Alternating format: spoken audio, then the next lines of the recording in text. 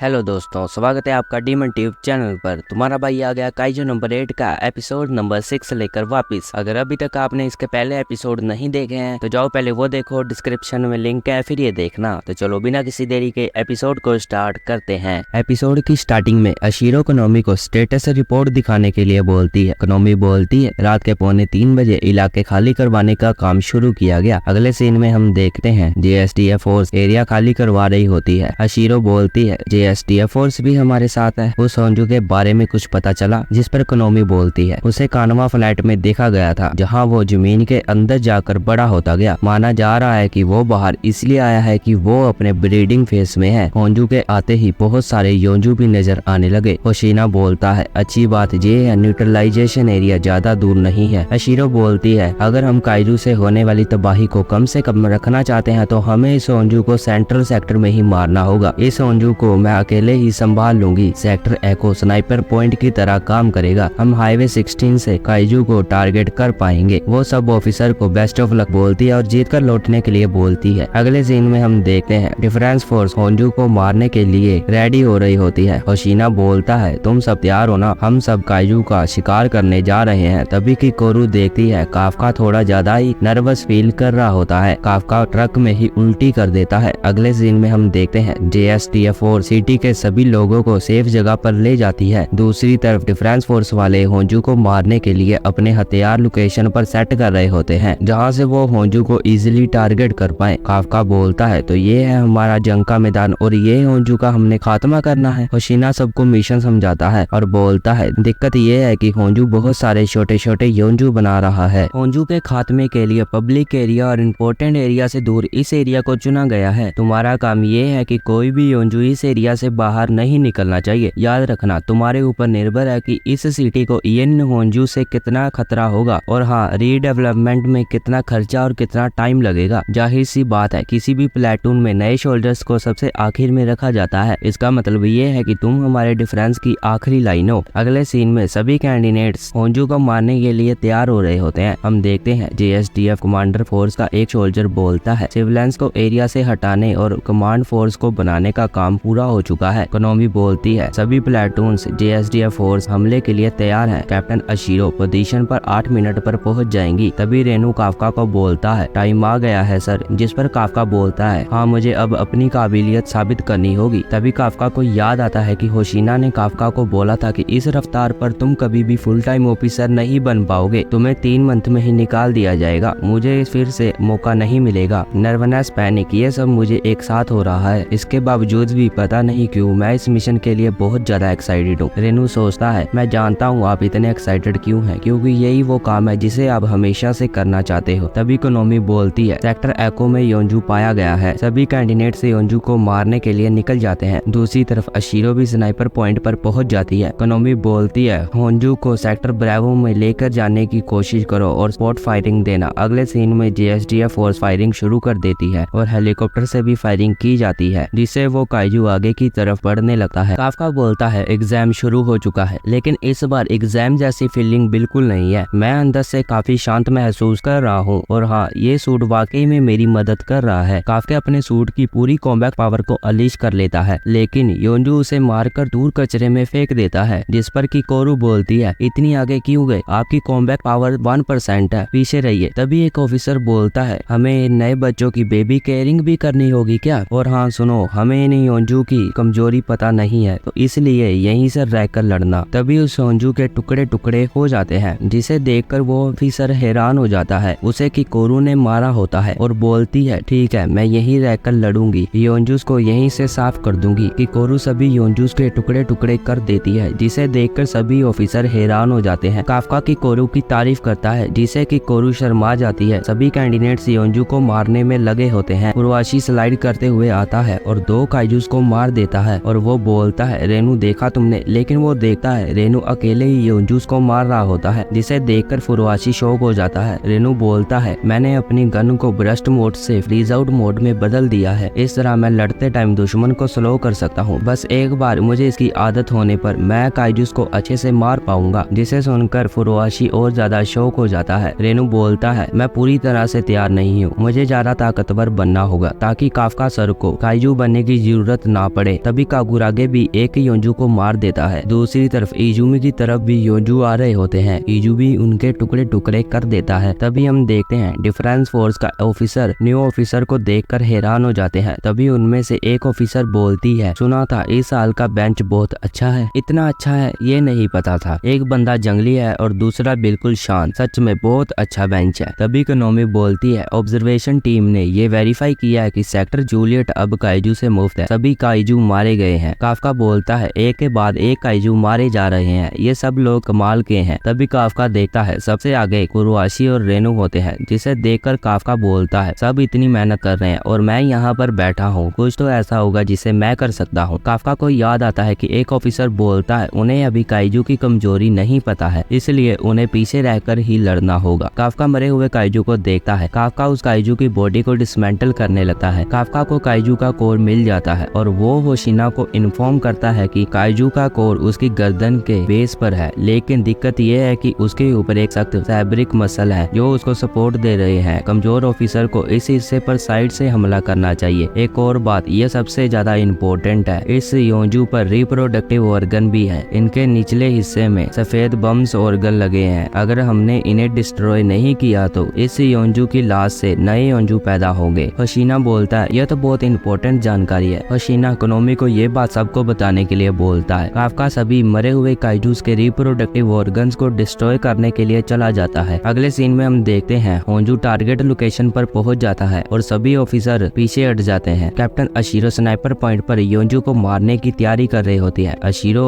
अपनी 96 combat power को unleash करती है और उस काइजू पर अटैक कर देती है, जिससे उस काइजू में बहुत बड़ा होल हो जाता है, जिसे देखकर काफका हैरान हो जाता है। अशीरो सेकंड राउंड फायर करती है, जिससे उस काइजू के टुकड़े टुकड़े हो जाते हैं। अशीरो थर्ड राउंड फायर करती है, जिससे उस काइजू की बहुत बुरी हालत हो जाती है और वो मारा जाता है। होशिना काफका को बोलता है, इतनी जल्दी हार मानना चाहते हो? तुम उसके बगल में खड़ा रहने के लिए इस तरह की पावर ला भी सकते हो? काफका बोलता है, मेरी छोड़ो, पहले आप बताओ वाइस कैप्टन होशिना, आप ऐसी ताकत ला सकते हो? होशिना बोलता है, कभी नहीं। लंबे दूरी वाले हथियार में मेरी अनलीश पावर इतनी अच्छी नहीं है। मैं बड़े काइजूस को नहीं मार सकता, लेकिन जब बात छोटे या मीडियम साइज के काइजूस की होती है तो मुझे लगता है मैं उनसे बेहतर हूँ। तभी होशिना के पीछे एक योंजू आ जाता है। होशिना उसके 0.1 सेकंड में टुकड़े टुकड़े कर देता है, जिसे देखकर काफका हैरान हो जाता है और बोलता है, तलवार इतनी तेज चले की दिखी भी नहीं। होशिना बोलता है, मैं उस परिवार से हूँ जो मुरोमाची के टाइम से काइजूस का शिकार करता आया है, इसलिए मैं इसके साथ ज्यादा अच्छा हूँ। कैप्टन और वाइस कैप्टन फोर्स के खास ऑफिसर होते हैं, इसलिए उनको उनके लड़ने के हिसाब से हथियार दिए जाते हैं। और बोलता है, चलो बातें तो बहुत हो गई, असली काम करते हैं। काफका बोलता है, लेकिन योंजू तो मर चुका है ना? होशिना बोलता है, मैंने बताया था ना, ये योंजू अब बहुत सारे छोटे छोटे योंजूस को जन्म देगा। बहुत सारे छोटे छोटे योंजू उनकी तरफ बढ़ रहे होते हैं। सभी कैंडिडेट्स योंजू को मारने के लिए आगे बढ़ रहे होते हैं। इकोनॉमी देखती है सभी कैंडिडेट्स बहुत ज्यादा थक गए होते हैं और उनकी अनलीश पावर भी डिक्रीज हो रही होती है। होशिना बोलता है, इनको इनका पहला मिशन ही बहुत बड़ा मिल गया है। अगर वो इसे पार कर लेते हैं तो अगले लेवल के लिए वो तैयार होंगे। हम देखते हैं बहुत सारे कैंडिडेट बहुत ज्यादा थक गए होते हैं और कुछ अभी भी लड़ रहे होते हैं। हम रेनू और फुरुआशी पर शिफ्ट होते हैं।